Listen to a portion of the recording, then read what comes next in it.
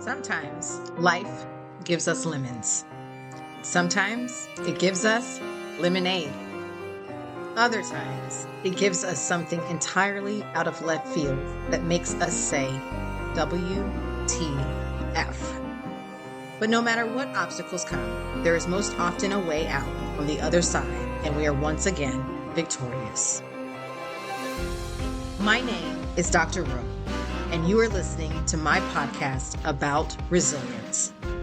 Every guest shares a tragedy to triumph story to give listeners like you the inspiration to push through every single day. Listen now as my next guest shares how they were life-jacked. What do you do when your own mental health is under attack, when your life's work is supporting others through mental health struggles? My name is Dr. Rowe, and this is LifeJacked, the Resilience Podcast. LifeJacked is when an unfortunate or unplanned event happens to jack with your life. My guest for this week, Roxanne Collins, will share her own battles with mental health, even as a psychotherapist. Roxanne was an educator and has been a psychotherapist for the last 6 years. She will share how she has mitigated life through the struggles of motherhood, working, losing a parent, and fighting against imposter syndrome. She will share how she stays up with the latest research to support her clients as they navigate through their own mental health journeys. Roxanne understands resilience can be built by doing the hard things and looking to our support systems to access the positives in our lives. Hi, Roxanne. Welcome. Thank you so much for being a guest on my show. How are you? Hey, Dr. Rowe. I am doing well. All things considered. Thank you for having me on your show. No, most definitely. And I have to let our audience know that actually we have a little bit of history. So as a matter of fact, we went to high school together. So we've known each other for quite some time. Yes, we did. A long time ago in a century far, far away. Yes. So it's such a pleasure having you on the show. Now, Roxanne, you have dealt with your own series of challenges within your life. Would you share with the audience just a few of your struggles? So, yeah, ultimately, I think the most interesting part about it is I didn't even realize most of the struggles I was struggling with through life were struggles. I just, thought they were life. And over time, I realized that, I had some issues around identity, imposter syndrome, and I think those kind of go hand in hand, the identity and the imposter syndrome, but also with just like finding my place and belonging. Those have been two of my largest struggles. How have you been able to push through those challenges? Like, what did you do that worked for you? Well, I think the first thing that kind of brought it up was, I think I was kind of forced to. I got breast cancer when I was super young. I was like 24 years old and had a double mastectomy, and I was a young mom, and it kind of forced me to face life. And I got asked the question, if you were to die tomorrow, what are you going to leave behind? And, who are you?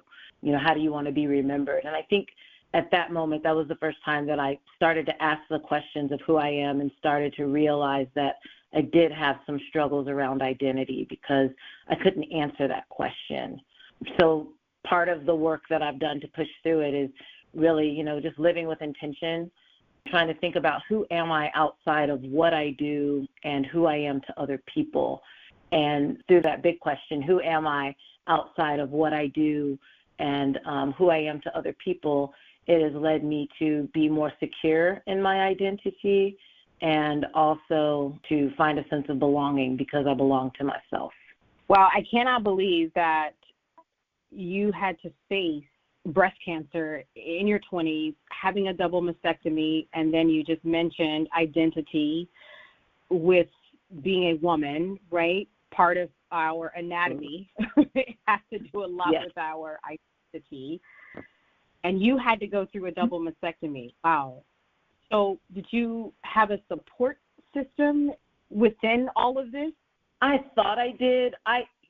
Interestingly, I felt like I was more of a support system for everyone else while I was going through it. Part of, one thing I've, gone through some of my childhood issues and, some of my coping mechanisms and archetypes and, all that kind of work. And, realize that a lot of my worth and value has been found in being a caretaker for others. And so, years later, not when I was in my 20s, but I realized like during that, I didn't even really deal with the cancer at the moment because I was so concerned with making sure, my young son was okay, making sure that my husband at the time, he took it really hard. So kind of tucked away, my feelings and things with it to kind of take care of everyone else in that moment. I didn't really have as good of a support system as I think I once thought I did. Sure, people showed up, they cooked food, they did that thing. But in terms of being able to really talk about the depth of the experience, I didn't have the language because I never really, even growing up, I didn't, we just didn't talk about how we felt about things. We just dealt with things, we sucked it up and kept it moving. And so I think I did a lot of that through that experience. It's super important to have a support system. And I think that's one of the things that I work on a lot right now is anytime something comes up, I identify my support system before facing it. Well, it's great that you say that it's important to have a support system. And a lot of times when we are the person who is used to being the backbone or the strength for everyone else, and then when it becomes our turn, do you think sometimes you find it difficult? Like, wait, I'm supposed to be on the other side. I feel like it's almost, that's like real complex question. I feel like it's a combination of both. Like I feel like, it takes me a while to, admit, hey, I need some support.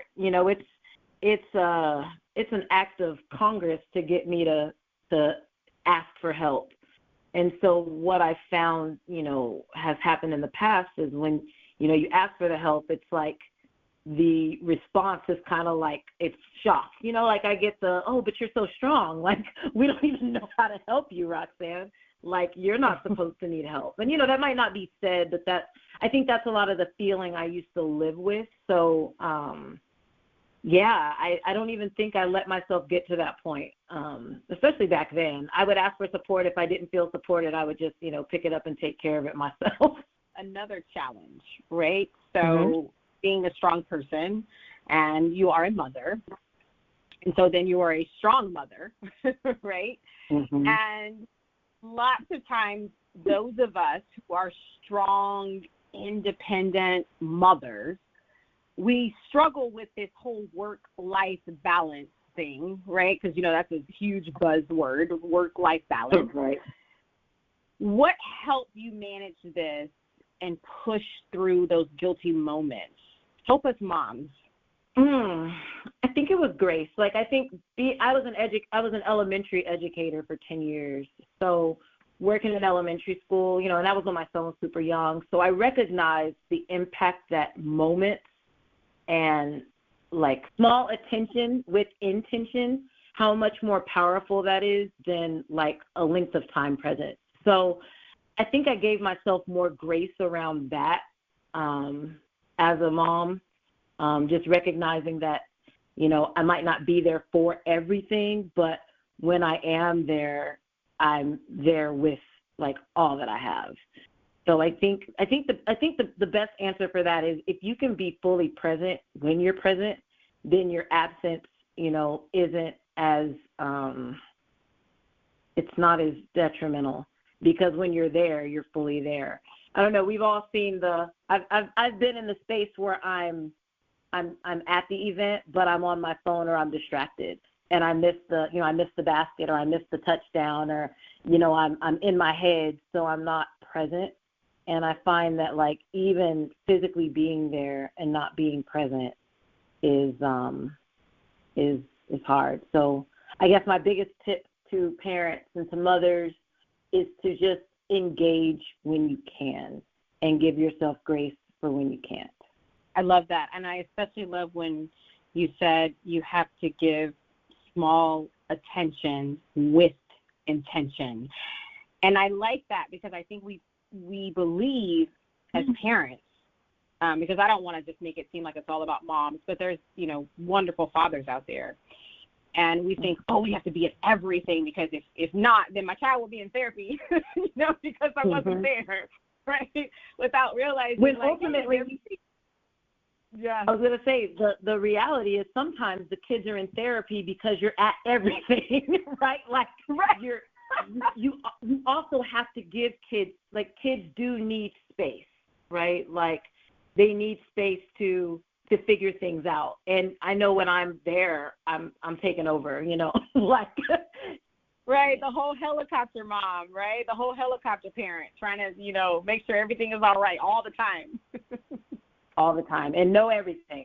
I think, I know nothing. I just have come to terms with the fact that I know nothing, and what I know is all I'm supposed to know. So. Now, I want to talk about something that you mentioned when we first started speaking, and that is imposter syndrome. And, that's something I struggle with myself is, like, even with my podcast, just, am I supposed to be doing this? Am I really good at this? Do people listen? Am I going to get more guests? Do people want to talk to me? So, like, how has imposter syndrome shown up in your life? Mm-hmm. I guess the most, like, recent relevant example is just in being a therapist, right? Because I've been through a lot. I have my moments where I fly off the handle and, I lose my cool, and I'm not always, grounded, and I'm not always able to apply the techniques and strategies and tools and tips that I know work because I'm human. And I think, initially when I got into this work, I was even scared to post. I was even hesitant to post that I was a therapist on my, like, social media, because I was like, oh no, people know me and they're gonna put me on blast that how is that girl a therapist when she's such a hot mess herself. And I think a lot of times that's for me, whenever I feel imposter syndrome, I kind of lean into that, and that tells me that that's probably what I'm really supposed to be doing. Because if it were easy for me, then it wouldn't be, challenging my my expertise and challenging me to grow. So kind of the way it's shown up as, you've got issues, Roxanne, how are you helping other people with their issues? And then the answer to that is, well, that's why I'm here. That's why I'm helping people with their issues, because, that's how you grow, is by doing.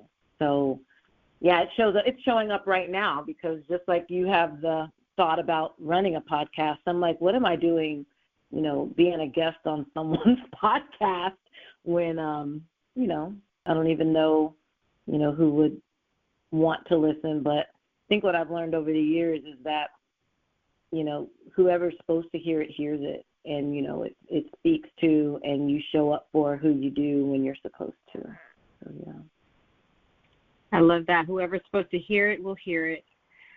So what inspired you to pursue a career in psychotherapy? So a couple of things. So, I mean, when I got diagnosed with the breast cancer, one of the caveats, like I'm adopted, so I didn't know anything about my family medical history. So one of the things that I had to do is I had to go to a therapy appointment in order to, get the check mark to meet my birth family. And I remember thinking, like, oh my gosh, like, I can't let anyone know I'm going to therapy because that's for crazy people. Because that was the mindset that, was bestowed on me by, like, my family. Like, you don't go to therapy unless something's wrong with you, versus, you want to work on something. So when I went, the lady that I worked with was just, like, so pleasant and amazing, and it was nothing like I thought it would be. And, she said something profound to me that day. I don't even remember what it was, but it was it just moved me into realizing that, because I think it was something around, I'm here, why do you want to meet your biological family? And I said, because I don't know who I am and I want to find that out. And she said, honey, you're going to be, trying to find out who you are for your whole life, because that's what life's about. And I remember just thinking, like, wow, like that hit me really hard, and it gave me this sense of, like, peace and also, like, sense of purpose. And I was a teacher at the time, and so, working in the classroom, a lot of times, you can, when you think about advancement, a lot of times like, oh, you're going to be an admin, and I didn't want to be an admin because I don't like disciplining at all. Like, I'm more about, like, building relationships and, helping. And so, I don't know, I just decided to become a school counselor. So that was my path to psychotherapy. I became a school counselor, and in my program, we worked alongside the people that were in the clinical mental health program as well. And, through that program, I was able to get my LPC. So I just transitioned from the school to, the private practice counseling. And that was kind of my journey to get here. So mainly, I guess the short answer, or the long short answer, is I was impacted and influenced by a wonderful counselor. And I participated in counseling. I went through some really dark periods in life, and therapy was the thing that, got me together. I had a moment, I contemplated running my car off the road. Like, it just was super scary. I had suicidal ideation, and I went to therapy, and then I healed and I grew, and a lot of profound questions were asked of me, and I'm still working on, uncovering the answers. And I just thought that that's something I wanted to do for people. And so here I am. Now, I know there's a lot of techniques out there and a lot of different methods and strategies to use within therapy. So how do you stay at the forefront of the latest developments in therapy and psychology? And then how do you incorporate these new techniques into your practice? That can be, there's all kinds of stuff out there. Generally, I think when you come into practice, you kind of incorporate, like, I have my general theory. I believe that people are individual people are the experts of their own lives, and I serve as a facilitator. So with that mindset, and also I look at the wellness model versus the illness model. So I'm not looking at what's wrong with people. I'm looking at, how do people get to where they want to be. So with that, any new technique or therapeutic approach or, trend that comes out, if it doesn't fall in line with kind of like how I see therapy working, then that kind of like filters it out for me. But basically, like, the way I kind of operate is I try everything on myself, or my son is a guinea pig without knowing he's a guinea pig. Try a lot of techniques on him and myself. I try to practice them, and if they work for me or if they ring true for me, then I generally incorporate them in my practice. It's kind of how I add new things. I can imagine sitting and going through different sessions with different people sharing their problems, and I know sometimes it can be probably some pretty dark stuff and some sad stuff, right? So can you share the importance of self-care for therapists? Because I know I have some therapists that listen to my show, and in your opinion, is it important to even have? I mean, of course, I believe everybody needs to have self-care, not just therapists. I mean, just everybody does, just because this world is just a lot, right? It's just a lot. Yeah. But, can you share the importance of self-care for therapists, and then how do you personally maintain your well-being while helping others manage their mental health?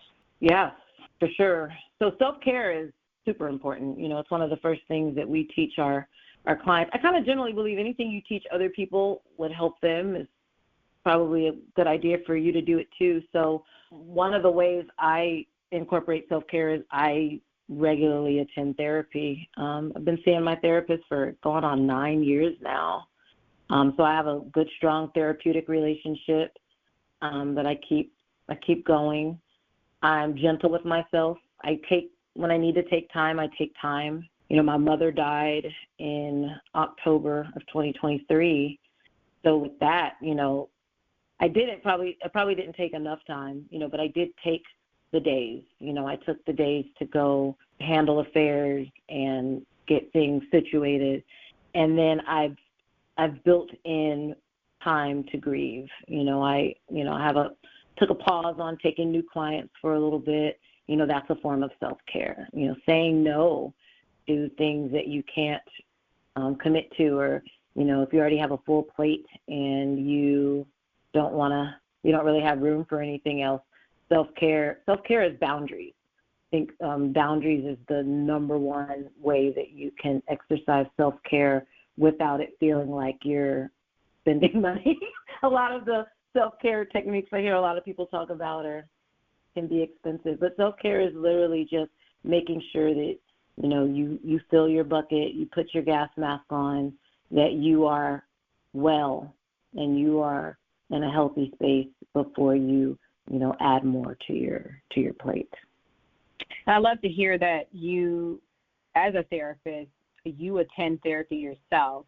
And I know a lot of people have some misconceptions about therapy and the ideas of what they think therapy is and what they should be, or for the many reasons why they don't go to therapy. I know even for myself, I'm a very solution-oriented person, right? So if I've gone to therapy a couple of times, and then I feel like once I've arrived at a solution, then I'm good. Like, I don't need the therapy anymore. And then I'll just kind of end the relationship, and then I look up and I need to go back to therapy again. And that, whether reoccurring themes or what have you, or now there's a new problem that has popped up. But that's just me. So in your opinion, what are some of the common misconceptions about therapy, and then how do you address them with your clients? I think some of the misconceptions that you have to be like at the end of your rope to go to therapy. Like you have to have tried everything on your own, that you have to be in it has to be real bad before you can go to therapy. Or that I think another thing is that therapists give advice. The general goal of therapy is not for someone to tell you how to fix a problem. It's more so to help you reach a goal or help you, get to a place that you want to be in, or help you, live a healthy, balanced life. So depending on what your goal for therapy is. So that's why I go to therapy, so, to help me keep my life in balance. And when I think about it like that, it's kind of like that's an ongoing process. It's not that it's balanced and then I can leave it alone. It's like as soon as it's balanced, it's like a scale. If it's balanced and you leave it alone, eventually, one side evaporates and it gets out of balance again. So, right. Yeah, I think it's kind of like, the other thing is, I hear a lot of people say like, oh, well, I've got my friends, I've got my mom, I got my support system, I don't need to talk to anybody else. And, the thing about therapists or, attending therapy is it should be non-biased, right? Like, I'm not like when I meet with clients, the other thing is like, people tell me hard stories, but I am able to like I have enough boundaries in place where it doesn't, I don't own their story. So I think that's the big thing. Like, you ever, sometimes like in my personal relationships, someone will ask me what they should do about something. And, I'll spend time talking them through things. And then, we arrive at a resolution. And then when they don't do the thing that we arrived at, well, I feel a way about it. I feel like you have wasted my time. We have talked for 45 minutes about this issue, and you didn't do what we said you were going to do. That's me taking ownership. In the therapeutic relationship, I don't have that buy-in. I'm not telling people what they should do. I'm helping people process a situation so that they can arrive at what they want to do. So then if they decide to do something else, I don't take it personally. It's not about me. I think that's the biggest misconception. I have had clients that have taken a break, or they cancel an appointment because they didn't do something that, we talked about, and they feel this sense of shame. And, when I find out about that, I'm like, oh, that doesn't bother me. It's your life, ultimately, So I think the shame that a lot of people just live with shame. They live with, feeling bad if they don't, perform a certain way or complete a certain task. And that dynamic doesn't exist in a healthy therapeutic relationship. And I think that's important for people to know. Now, more and more technology is involving itself in and out of our lives. Like it seems like technology is all through pretty much everything we do on a day-to-day basis. And now there's technology in therapy. How do you see it impacting the future of mental health care? I think technology has been awesome for therapy in a lot of ways. It's given people access. When we had our lockdown moment and everything was virtual, it gave people access to, virtual therapy. I have single moms that can put their kids down to bed and then go into the other room and, have their appointment. Where, before technology, if people couldn't physically get to an office and, like dedicate the hour, then they just didn't have the access. So in that space, I feel like technology has been amazing for therapy. In some of the other aspects, I don't know, I haven't really done much. I read something about AI stepping into therapy, and I had to, for my own self-care, I just didn't continue to read or click on it because it's overwhelming. But yes, I think technology is giving access, right? So people in rural communities, it's giving people choice, because the other thing that happens the other thing that's important for people to know about the therapeutic relationship is you should shop around for a therapist that you're comfortable with. That is one person that you're choosing to work with. So if you live in a small town and there's, 2 therapists and one of them goes to your church, well, you're less likely to engage. But, with the access of that technology brings, you can see a therapist that maybe doesn't live in your small community.